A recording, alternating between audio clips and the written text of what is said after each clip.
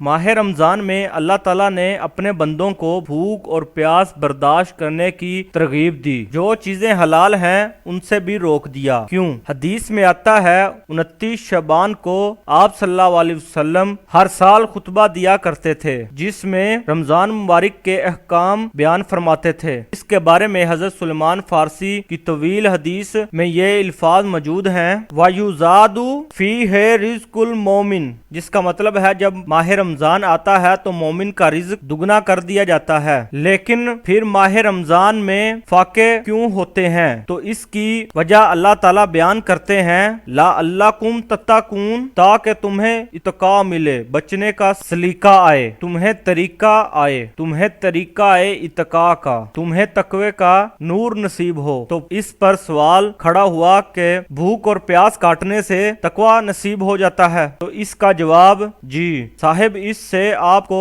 तकवे का नूर नसीब हो जाता है। अगर उसके अदाब के साथ रोजा रखा जाए तो भूख और प्यास आपको तकवे के करीब कर दे। अगर आप भूख और प्यास काटेंगे तो आपकी ख्वाहिशात कम होंगी और फिर आपको तकवा नसीब होगा। उम्मीद करते हैं आपको ये वीडियो बहुत अच्छी लगी होगी और आप ये वीडियो सवाब की नियत से लोगों में शेयर करें।